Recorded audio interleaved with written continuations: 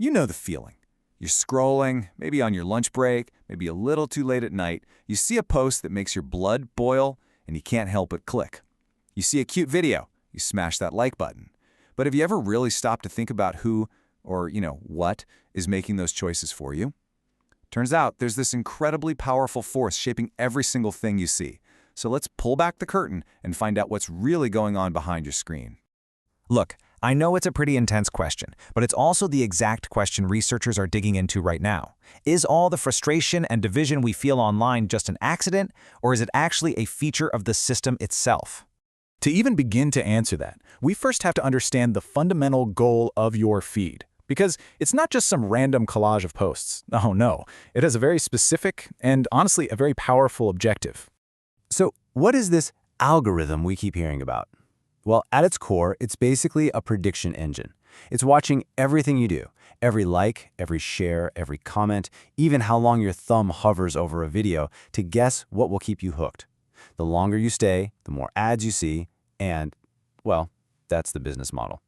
And this right here is the absolute key. Your feed isn't some neutral window into the world. It's a curated reality. And it's designed with one single purpose in mind. The algorithm is the gatekeeper, constantly making decisions about what you get to see and what just gets left behind.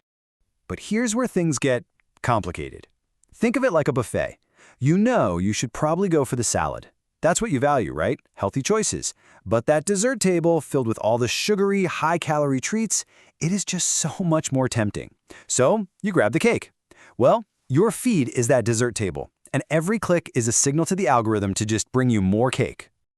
This whole conflict, this battle between our impulsive clicks and our deeper values, it actually has a name in the research world, and it's the absolute key to understanding the algorithm's dilemma. So let's break it down. Okay, so on the one hand, you've got revealed preferences. This is the dessert. It's what the algorithm sees, your clicks, your likes, your shares. It's your impulsive, in-the-moment behavior. On the other hand, you have stated preferences. This is the salad. It's what you'd say you want if someone asked. More thoughtful, less divisive, maybe more positive content. So what happens when you build an entire system that only listens to our revealed preferences, our impulsive cravings for that digital junk food, and completely ignores what we actually say we value? Well, a really groundbreaking study from Oxford University decided to find out. They put Twitter's algorithm to the test to see what kind of content an engagement-only model really promotes. And the results were, let's just say, very revealing. What these researchers did was actually pretty brilliant. They compared what Twitter's fancy algorithm showed users to just a simple reverse chronological feed, just the latest posts from people you follow, in order. This let them isolate exactly what the algorithm was choosing to push to the top. And the results are kind of shocking. The engagement-based feed significantly boosted negative content. Just look at that first bar. Content expressing anger was amplified the most. And to put that number in perspective, that's nearly half a standard deviation. In social science research, that is a massive, massive impact.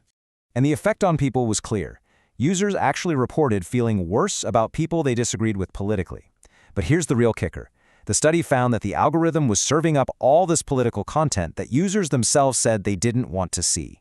The system was giving them the cake they clicked on, not the salad they actually said they valued. So if our feeds are just constantly serving us this steady diet of divisive stuff, what's the cumulative effect? What is the psychological cost of living inside a machine that's designed to amplify anger? Well, research shows the stakes are really, really high.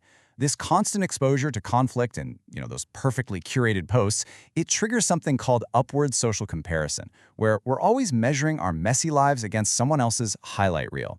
And this can lead to a whole host of really negative outcomes, from lower self-esteem and anxiety to even more severe symptoms of depression. But what if there was another way? See, the Oxford researchers didn't just point out the problem. They also tested a potential solution. What if we built a feed based on what we value, not just what we happen to click on? So they built a totally different model, a stated preference feed.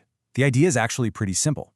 Instead of the algorithm trying to guess what you want based on your impulsive clicks, it would be designed to give you more of what you explicitly say is valuable or satisfying to you. And the results were dramatic. A feed that was optimized for user satisfaction, for our stated preferences, showed way less angry, sad, anxious, and partisan content. And it didn't just take away the negative stuff, it actually showed users more content that made them happy. A less angry, more satisfying feed. I mean, that seems like the perfect solution, right? A total no-brainer. But as it turns out, the researchers discovered a really important and kind of complicated trade-off. There's a catch. So here's how that satisfying feed worked its magic.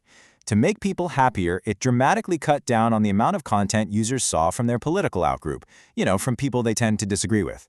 It made users feel better, basically by showing them less of the other side.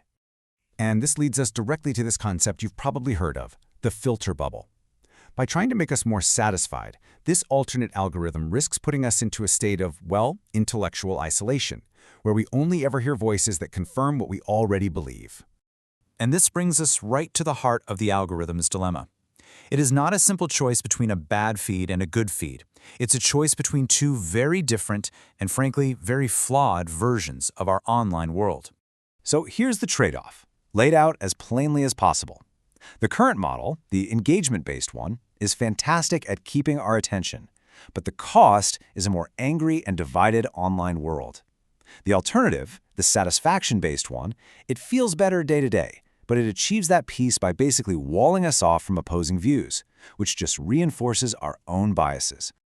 So to put it bluntly, the choice right now seems to be between a public square that's loud, angry, and divisive, and a private, comfortable room where you only hear reassuring voices that sound just like your own.